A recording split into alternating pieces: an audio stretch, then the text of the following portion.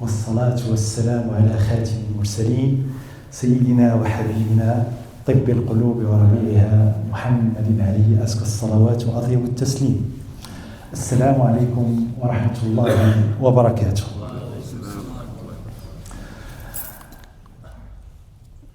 اللهم اشرح لي صدري ويسر لي أمري واحلل عقدة من لساني يفقهوا قولي. I just want to start today this khatira by evoking a very famous poet in Arabic history, and his name is Abu al-Baqa al-Rindi. So Rindi, nisbatan to his city, Rinda, which is today called Ronda. And this is a very beautiful, picturesque city in the county of Malaga in Spain, current Spain and Andalus. So he has a very famous poem. In this poem, he's like describing with a huge sadness and regrets the fall of Andalus. So he was living during this period where Andalus was taken by Christian. And when you read it, it's very beautiful, but full of a lot of regrets and sadness. And subhanallah, with time, history is teaching us that he was right on his sadness and regrets, because this area of the land later was responsible of the conquest of America, or Southern America at least, and responsible of a killing, mass killing of millions of people in Southern America, and then by their conversion by force to Christianity, while Islamic Ummah, unfortunately, was put on the side of history during many centuries. So I just want to discuss this notion of regrets. And as people reflecting on that, we should try to avoid this notion of regret as much as we can. And the most important moment that we need to avoid this regret for a Muslim is during the Day of Judgment, when you will have this question, everyone will have this question, am I going to paradise or am I going to hellfire? And this is the right moment when we should not have any regrets. And why are we going to have regrets? Because simply we had a lot of opportunities, easy opportunities that we are missing during our lifetime. So coming back to Abu al-Baqa al-Rindi, his poem is starting by saying, لكل شيء ما تم نقصان لا يغر بطيب العيش إنسان. So anything reaching completion, perfection, this is a sign for it that it will start diminishing, decreasing, and going down. And subhanallah, coming and driving here tonight or this morning, you can clearly see the Badr, Al-Qamar, ayat min ayatillah, the full moon, subhanallah. And we heard the beautiful ayats referring to it in Quran recited this morning. So when you see this completion and for completion, it's a sign of the start of the end. It's already starting its cycle to begin or become a crescent again. So the end is already starting, and reminding us that the end is already started for Ramadan. And the half of it is behind, and the other half is next to us. So as a Muslim, we should just reflect now. It's a good opportunity for us to reflect on these moments about what we did before during these 15 days, what we did well to conserve, how to perfectionist, how to make it better, and what we did wrong, how to correct it, and where we have some shortcoming, work on it. Because the coming 15 days, it's containing the 10 last days, which are maybe the most important part of Ramadan, containing the most important night of the year, Laylatul Qadr. So we should do this reflection at individual level. So from my side, I just want to share with you a very practical guideline for this last 15 days, how to take the maximum benefit from it. So 2 days ago, one of the brother discussed clearly about charity and giving sadaqah and how it's very encouraged during this period.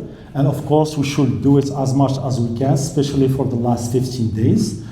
But what I want to share with you for these remaining days is simple things. The first thing that I know that you are already doing is the congregational prayer, praying together in this mosque or any other mosque. So Sallallahu Alaihi Wasallam said, Salatul Jama'ah tafdulu Salat al-Fard bi-27 darajah. The praying group is better than praying by yourself by 27 degrees. And I don't know personally what is the difference between a degree and degree. It can be a simple summation or it can be an exponential relation, but it's more than this. Okay? So then we can talk about two specific prayers in congregation. Salatul Isha wa Salatul Fajr. So Sallallahu Alaihi Wasallam said, من صلى العشاء في جماعة فكأنما قام نصف الليل ومن صلى الصبح في جماعة فكأنما صلى الليل كله. So whoever is praying in Jama'ah, Salatul Isha, it will be written for him that he prayed the half of the night. And it's the same thing for the Subh. And if you are doing both, it will be written that you did a complete full Qiyamul Layl for all the night. So just simple thing, prayer Isha, prayer Fajr in Jama'ah is equivalent to having a full Qiyam of Layl.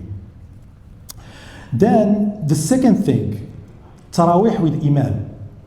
So قال صلى الله عليه وسلم من قام مع الإمام حتى ينصرف كتب له قيام ليلة.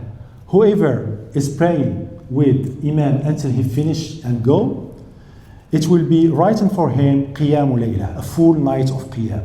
So subhanallah, if you are doing Fajr, Isha in Jama'ah, you have one Qiyam Layl, and if you are doing Tarawih in Jama'ah until the end, you will have another Qiyam Layl. So it's like double reward for just one night without even spending the full night in prayer, in praying. So this is like the second advice. Then the third advice, after Salatul Fajr, if you stay in the mosque until the sunrise, Muhammad sallallahu alayhi wasallam said, من صلى الفجر في جماعة ثم قعد يذكر الله حتى تطلع الشمس ثم صلى ركعتين كانت له كأجر حجة وعمرة تامة. Whoever prayed Fajr in a congregation, then he sit down, like here, what you are doing dhikr lillahi subhanahu wa ta'ala until the sunrise, and then he prayed 2 rak'ats, it will be written to him as the reward of Hajjah and Umrah, complete. And this is a huge reward. And during this sit down, during Fajr, there's another point that we have another hadith saying, or another ayah in the Quran saying, وَقُرْآنَ الْفَجْرِ إِنَّ قُرْآنَ الْفَجْرِ كَانَ مَشْهُودًا. So this time of dawn, Allah subhanahu wa ta'ala is giving an indication to it. If we can do Quran in it, it will be witnessed, and scholars are explaining that by the presence of angels and their benediction. So just if you implement these simple things and think about the benefits, so 2 Qiyam Layl benefit in one night, plus Quran benefits, plus the Hajjah and Umrah Tamma, and you implement that. And you tell to yourself, let's do it for the remaining 15 days. Let's start this beginning, and then let's enforce it during the last 10 days. And you will be sure that, inshallah, you will match Laylatul Qadr. And Laylatul Qadr, khayrun min alfi shahr. And 1,000 of months is equivalent of, or more, or better than 83 years.